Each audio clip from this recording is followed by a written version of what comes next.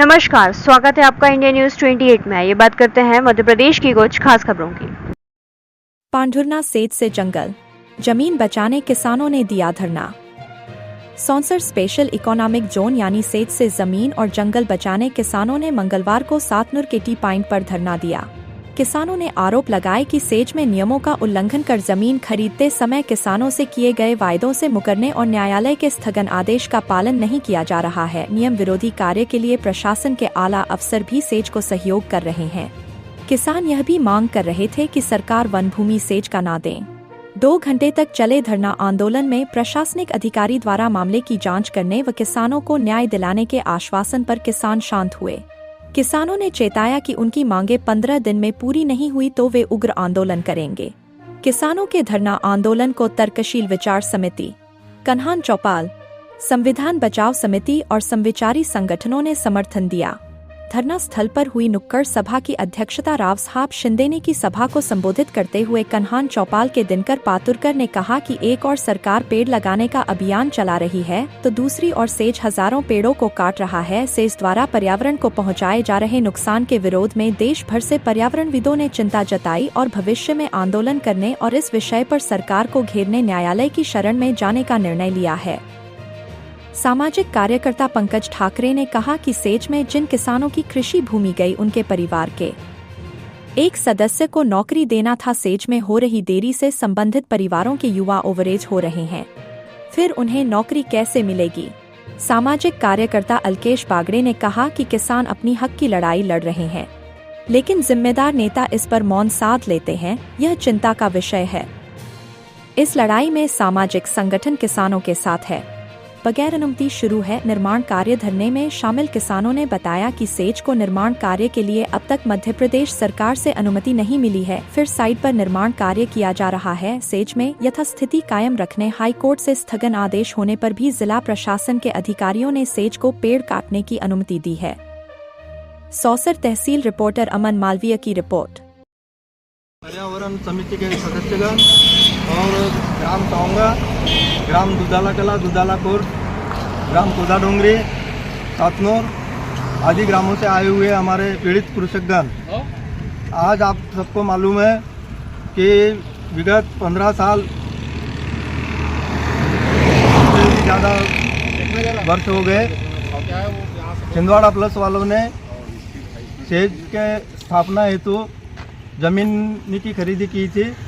उस ज़मीनी खरीदी के इसमें बहुत गड़बड़ियाँ उनके द्वारा की गई है। करीब अरबों रुपए का घोटाला हमारे क्षेत्र में हुआ है कंपनियों के नाम पर, जबकि अभी 15 साल से भी ज़्यादा समय बीत चुका है। उनके द्वारा कोई कंपनियाँ वगैरह की शुरुआत की नहीं गई है और सब ज़मीन पर किसान आज भी काबिज है और अपनी किसानी कर रहे हैं। इसके लिए हम कुछ किसान लोग जबलपुर हाईकोर्ट में प्रकरण दर्ज करने गए और वहाँ प्रकरण दर्ज किया।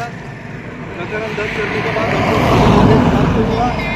स्थगन आदेश के ऑर्डर प्राप्त होने के बाद उनका काम कई साल तक बंद रहा, लेकिन अभी अचानक कुछ अधिकारियों ने उनको हजारों वृक्ष काटने की परमिशन दी है और साथ में उनके द्वारा भवन का भी निर्माण किया जा रहा है।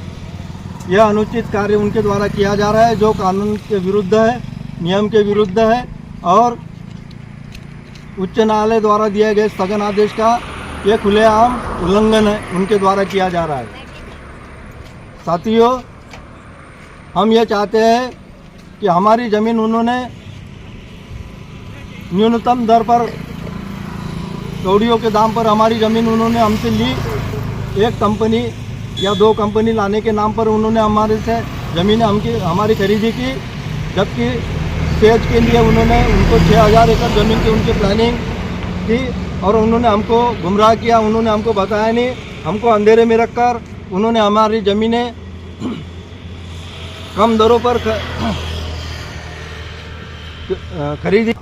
हम लोग हाई कोर्ट गए और वहाँ से हमने स्टे ऑर्डर लाया था, जबकि उनके द्वारा हमारी ज़मीन खरीदी की गई वो छिंदवाड़ा प्लस डेवलपर्स लिमिटेड ये फ्रॉड कंपनी है। उनकी कोई ऐसी कंपनी नागपुर में है ही नहीं और उनके द्वारा ना ही कभी कोई डेवलपमेंट का कार्य किया गया है नागपुर के अंदर। कई पर्यावरण से संबंध रखने वाली सामाजिक संस्थाओं ने इसमें समर्थन देने की बात कही है। कल ही इसको लेकर तर्कशील संस्थान ने ऑनलाइन बैठक के माध्यम से एक रूपरेखा बनाई और उन लोगों के अभी कॉल आ रहे, जरूरत पड़ने पर मध्य प्रदेश सहित महाराष्ट्र के कई जिलों से यहाँ पर पर्यावरणविद, सामाजिक कार्यकर्ता और स्वयंसेवी संगठनाएं पहुँचेगी। बस तो उनको यहाँ से एक कॉल जाने की देरी है। तो आपके समर्थन में तर्कशील संस्थान और कन्हान चौपाल की ओर से हमारे बीच पहुँचे हैं। कन्हान चौपाल के माध्यम से पंकज ठाकरे जी आपका समर्थन करने के लिए हमारा एकमात्र उद्देश्य है कि सेज के नाम पर वृक्षों की बलि नहीं चढ़ना चाहिए, क्योंकि पर्यावरण का खामियाजा सब लोग भुगत रहे। जहाँ बारिश में होती थी वो अब ठनकाले और धुपकाले में बारिश चली गई। धुपकाले में ठंड आना चालू हो गया, ठंड का नामो निशान नहीं है, किसान प्रभावित हो रहा है। और ऐसे समय में हाई कोर्ट के आदेश की अवहेलना कर यदि सेज के नाम पर वृक्षों की कटाई चलती है तो यह तानाशाही बिल्कुल नहीं चलेगी। तो मैं आमंत्रित करता हूँ सामाजिक कार्यकर्ता कन्हान चौपाल की ओर से पंकज ठाकरे जी को कि वे अपनी बात रखें।